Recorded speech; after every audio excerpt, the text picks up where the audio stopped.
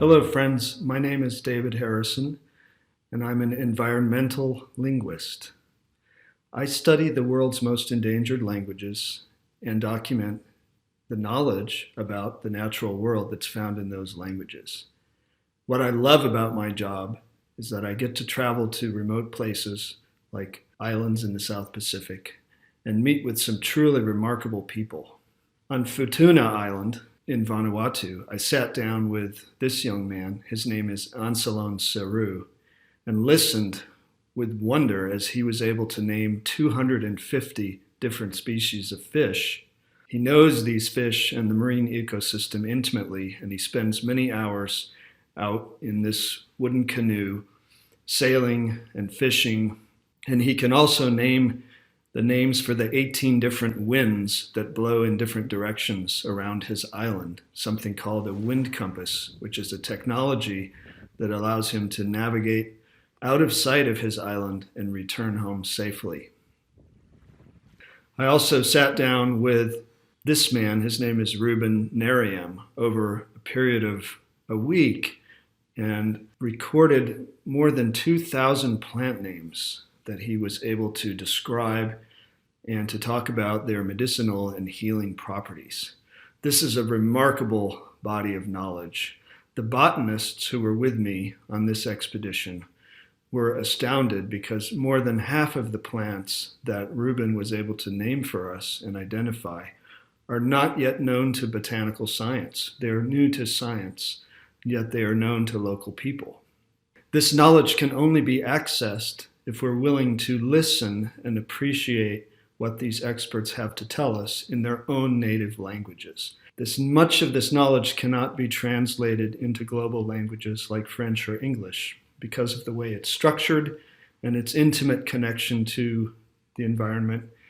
And it is the heritage of thousands of years of human ingenuity and creativity and observation of the natural world.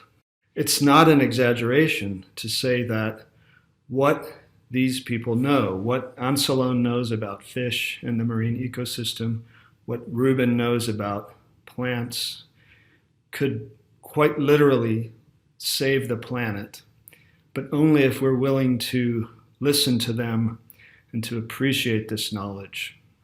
We have to approach cultures with a sense of curiosity, but also a sense of humility. We don't know everything. We don't even know what it is we don't know. And by listening to the environmental experts, such as people that I'm able to meet in my field studies, we can improve our understanding of sustainability and of biodiversity. It's been my great privilege to travel and work in remote places like Siberia, the Himalayas, the South Pacific. And it's also been a wonderful opportunity to bring students along and colleagues. We've been to places like Oaxaca, Mexico, where we're working with local communities to help them revitalize their languages. One way to revitalize a language is through technology. And at Swarthmore College, I created a platform called the Talking Dictionary.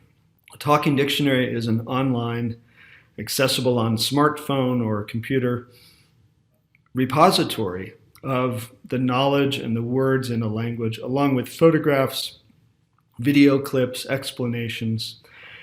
It's often a very first presence for some of these languages on the internet. So it helps them cross the digital divide, creating this first presence, helps preserve their languages, and it fully acknowledges their intellectual property. These languages belong to the communities that speak them.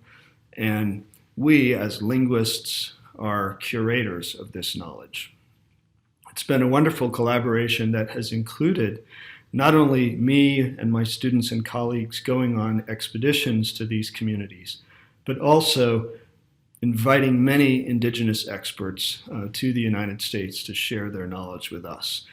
My work is based on reciprocity, it's based on respect, and it's based on a sense of wonder and awe for the knowledge about the natural environment that is found in indigenous cultures. I'm David Harrison, and I'm an environmental linguist.